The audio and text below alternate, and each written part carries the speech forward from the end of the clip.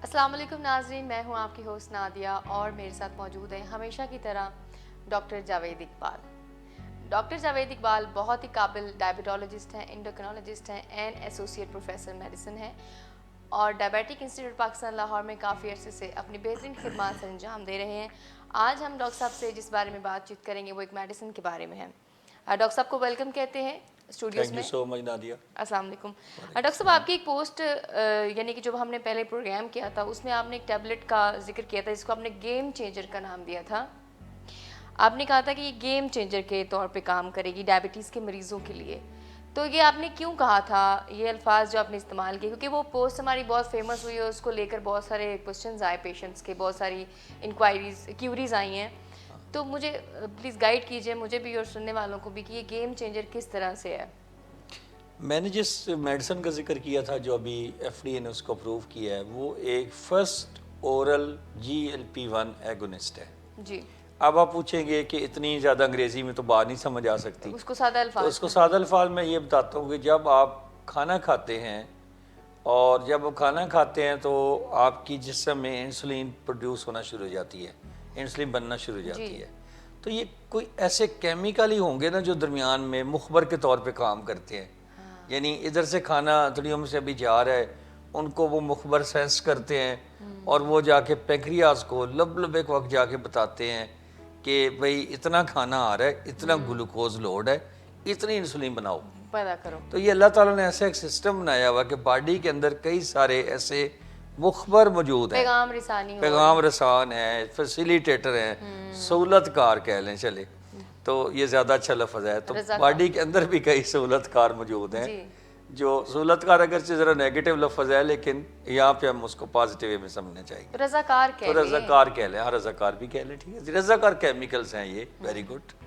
तो ये जो केमिकल्स हैं ये जब खाने में से लोड को सेंस करते हैं और इस लोड को सेंस करके बॉडी के लबे को मैसेज देते हैं कि कि इतनी इंसुलिन मजीद पैदा करो, ताकि हमारा जो मामला है ग्लूकोज जो आ रहा है उसको वेलकम किया जाए और उसको इस्तेमाल किया जाए एनर्जी में। अच्छा, ये ताकि बॉडी में ब्लड शुगर ना बढ़े। ये एक मुनासिब मिकदार में इंसुलिन पैदा करने का एक मैसेज कर इंटीग्रेटेड मैकेनिज्म है। ओके। अच्छा, इसके मुकाबले में अगर किसी पर्सन को हम इंजेक्शन लगा दें ग्लूकोज का, अच्छा, तो उसमें जो इंसुलिन पैदा होती है वो कम पैदा होती है। क्यों? इसलिए कि वो रजाकार दरमियान में नहीं आते ना, वो जो एक्स्ट्रा इंसुलिन पैदा कराते हैं वो रजाकार पैदा कराते हैं। तो इन केमिकल्स को जो रजाकार हैं जो बॉडी में इंसुलिन पैदा करते हैं एक्स्ट्रा इंसुलिन, उनको हम कहते हैं GLP-1 एगोनिस्ट, GLP-1 कहते हैं। ठीक है। और उनके मुतबादल वो देखा गया है कि जो डायबिटिक पेशेंट होता है हमारा टाइप 2 डायबिटिक, उसके अंदर उस GLP-1 नामी केमिकल्स की कमी हो जाती है। अच्छा।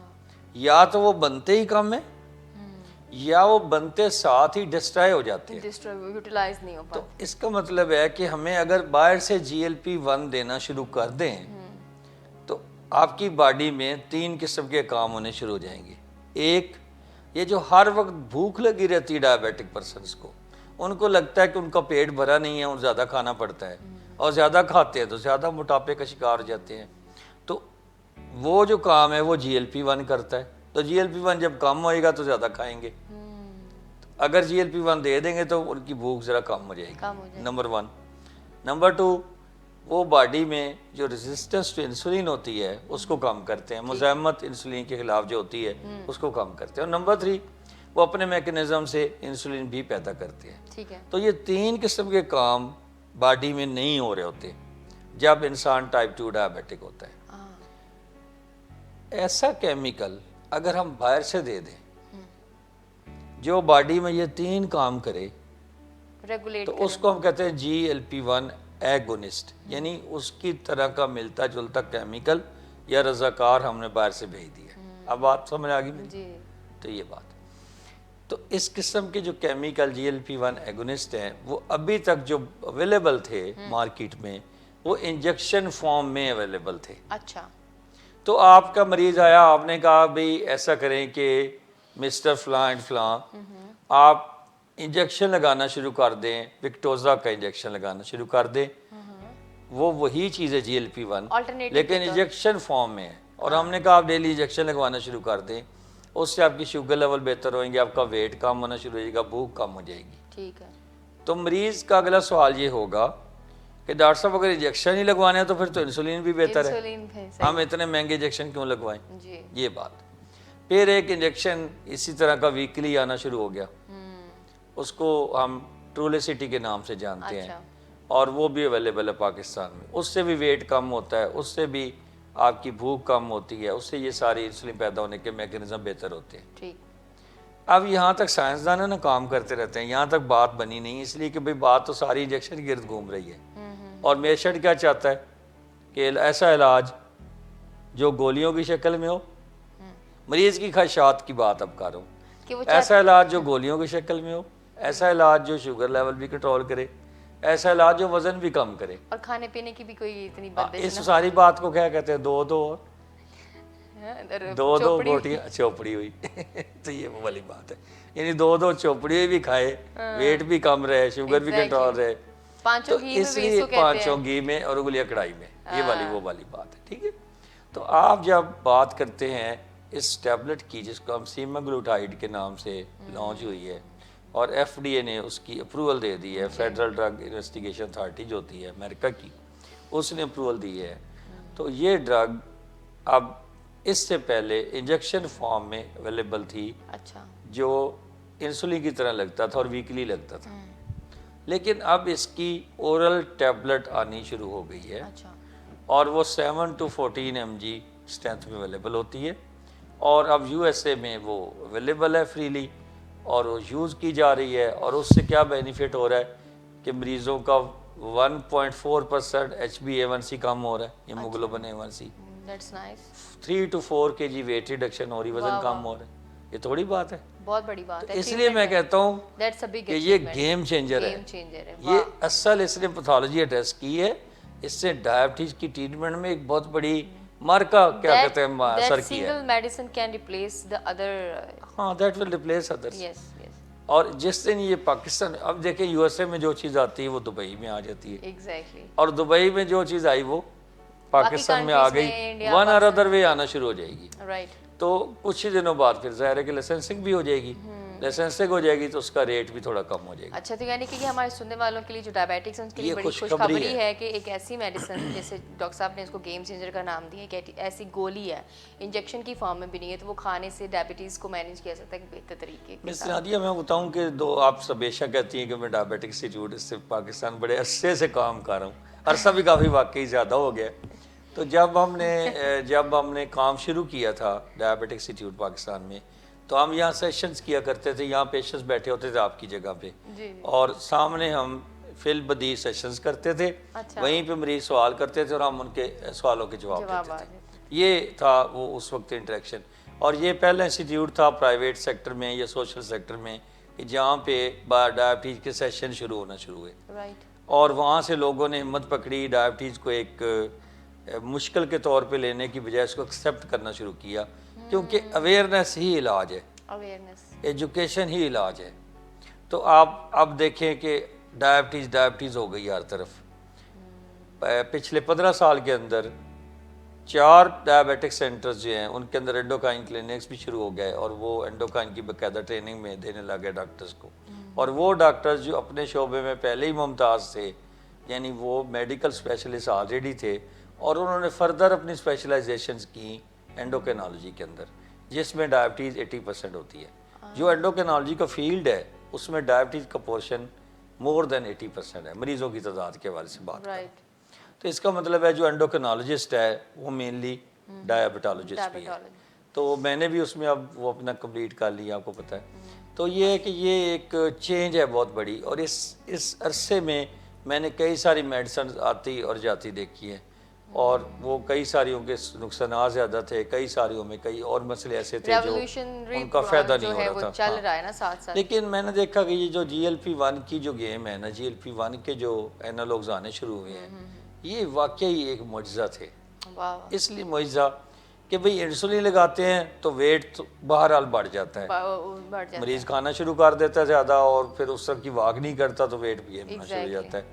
तो अब जो GLP-1 है वो वेट लूज, शुगर बेहतरीन, और उसके साथ जो है ये रेजिस्टेंस यानी कम। कैसा मैकेनिज्म है जिसपे वो मतलब और ये सारी कहानी जो है ये एक साइंसदानों ने जो बेसिकली एक लिजर्ड से शुरू की, बड़ी मज़े की स्टोरी है।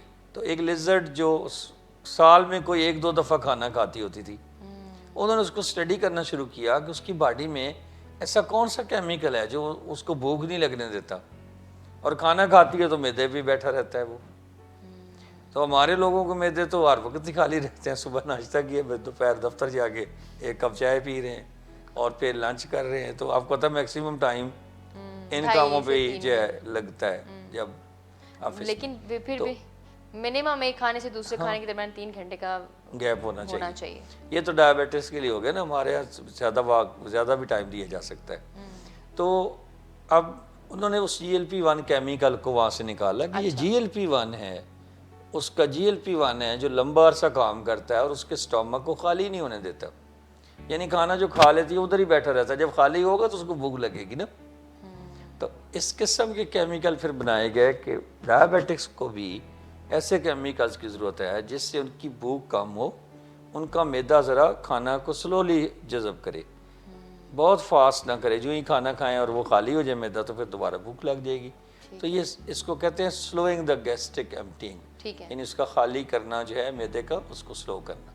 तो इस किस्म के केमिकल मैं समझता हूँ कि बहुत बड़ा मेरेकल है। पहले इंजेक्टेबल फॉर्म में थे और अब उसका ओरल फॉर्म में, टैबलेट फॉर्म में आना भी मेरेकल है। राइट। बिकॉज टैबलेट फॉर्म में जब आएगा तो वो जो इंजेक्शन से उनको निजात मिल जाएगी और वेट भी उनका लूज रहेगा।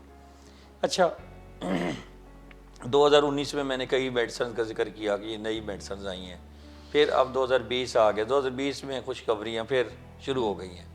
तो ये पहली मैंने आपको शेयर की है। अगले इंशाल्लाह प्रोग्राम में हम बात करेंगे कि क्या इंसुलिन के साथ ऐसा इंजेक्शन मिक्स करके लगाया जा सकता है या एक ही फार्मूलेशन ऐसी इकट्ठी आ सकती है, आने वाली है कि जिससे आपको बॉडी में वेट भी कम होता रहेगा और इंसुलिन भी पूरी उसके लिए इस्तेमाल होती रहेगी। अच्छा। यानी इंसुलिन इस्तेमाल कर रहे हैं लेकिन वेट नहीं गेन होगा, हाँ राइट, रादर थोड़ा लूज ही हो जाएगा। राइट।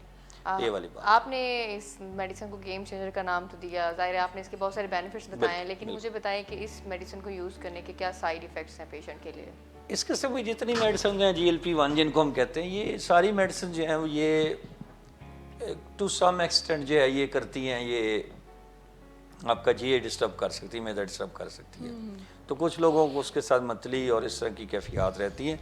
ज़्यादा लोगों को प्रॉब्लम नहीं होती। इसके साथ कुछ ऐसी मेडिसिन दी जा सकती हैं जो मतली को रोकें और वो नाउजिया और उस जो सिचुएशन है वो ठीक की जा सकती है। 1 सेकंड, बहुत सारी मेडिसिन जब आती है मार्केट में तो उनके बारे में कहा जाता है कि भाई ये कैंसर तो नहीं कर सकती। मेन जो कंसर्न होता है लोगों का, या किडनीज़ के लिए तो नहीं है कोई नुकसानदेह। किडनीज़ के लिए ये बिल्कुल नुकसानदेह नहीं है। किडनीज फ्रेंडली ये मेडिसिन है, हार्ट के लिए बहुत अच्छी है, हार्ट फ्रेंडली है। तीसरा कंसर्न होता है कि कोई कैंसर करती है या नहीं, तो ऐसा अभी तक जो है वो रिपोर्ट नहीं हुआ। लेकिन एक कैंसर को हम कहते हैं मेडलरी थायराइड कैंसर, बहुत रेयर है, बहुत रेयर है और बहुत रेयरली होता है कभी कभार। उसकी एसोसिएशन ज़रूर है इसके साथ। तो हम ये एहतियात लेते हैं कि जिस पेशेंट के फैमिली में थायराइड के कैंसर के मरीज़ हों या जिनको गल्लड़ की बीमारियां शुरू हो गई हों, उनको हम ये अवॉइड कर लेते हैं, या एक खास टाइम के लिए देते होंगे या किसी ये वाली बस वॉच कर लेते हैं ना उनको। ओके, एक अंडर ऑब्जर्वेशन। हाँ बिल्कुल। Okay right. बस अच्छा, ये जो आपने गेम चेंजर, मुझे तो नाम बहुत पसंद आया है इसका मेडिसिन का जो आपने अपने तौर पे रखा है। अच्छा, आप क्या समझते हैं कि इसकी लॉन्चिंग से या इसके मार्केट में दस्तयाब होने से जो डायबिटीज़ के पेशेंट्स हैं उनको मैक्सिमम क्या क्या फ़वाइद हासिल हो सकती है? क्या फ्यूचर क्या है इस मेडिसिन का? मैं चूँकि डायबिटीज़ ही ट्रीट करता हूँ तो और एंडोक्रिनोलॉजी, तो डायबिटीज़ की ट्रीटमेंट के हवाले से मेरी हमेशा विश रहती है कि मरीज़ों के लिए कोई अच्छी मेडिसिन आएँ और जो उनके वेट के ऊपर भी काम करें। क्योंकि हमारा यहाँ पे जो एशियंस का प्रॉब्लम है जी, वो वेट और पेट का है। We are prone to be overweight and we are prone to develop visceral obesity. हमारे पेट की फैट बढ़ती जा रही है ना। तो वेट और पेट में हमेशा कहता हूँ, वेट को पेट से अलग नहीं किया जा सकता। तो वेट और पेट का जो मामला है ना, उसके हवाले से ये जो मेडिसिन है ये बहुत अच्छी है। इस सेंस में कि एक तो भूख कम लगेगी, वही पेट वाली बात आ गई। दूसरा विसल फैट भी कम होगी, वेट 4 kg वेट कम हो जाना किसी आप मोटापे के मरीज से पूछें वो बड़ा कि मुश्किल उसके है लिए वेट कम 4 करना। kg वेट कम करना उसके लिए कितने बड़ी खुशखबरी होती है। ये 4 केजी वेट जो है कि पर मंथ है, ये over a period of few weeks और फ्यू मंथ्स है, फ्यू मंथ्स, ओके, प्रोवाइडेड साथ डाइट ड्यूरिंग का भी ख्याल करना द होता है। Course of the usages of this medicine. हम तो ये समझते हैं कि वो मेडिसिन भी ब्लेसिंग है जिससे वेट गेन ना होता हो, एग्जैक्टली, यानी वेट न्यूट्रल भी हो। जैसे मेटफॉर्मिन है तो वेट तो नहीं नेचुरली गेन होने देती, तो वेट न्यूट्रल होती है। तो इसी तरह से कई मेडिसिन से वेट गेन होता है ना डेफिनेटली। जैसे एपिलेप्सी की एक मेडिसिन है उसके साथ वेट गेन होता है। राइट, तो मेडिसिन का वेट गेन न करना भी ब्लेसिंग है, इसमें तो वेट लूज हो रहा है, तो ये एक एडेड बेनिफिट है। तो मैं समझता हूँ कि इसको मैं हाईएस्ट रैंक पे रखूँगा फॉर टाइप 2 डायबिटिक्स। राइट। बहुत शुक्रिया डॉक्टर साहब, यकीनन मरीज़ आपका इंतज़ार कर रहे होंगे, आप बहुत मसरूफ़ हैं जैसे कि हम पहले बात की। नाज़रीन बहुत शुक्रिया हमारे साथ मौजूद रहने का। अगले हफ्ते हम दोबारा से आपकी खिदमत में हाजिर होंगे एक नए प्रोग्राम के साथ, नए टॉपिक के साथ। तब तक अपना ख्याल रखिए, अल्लाह हाफ़िज़।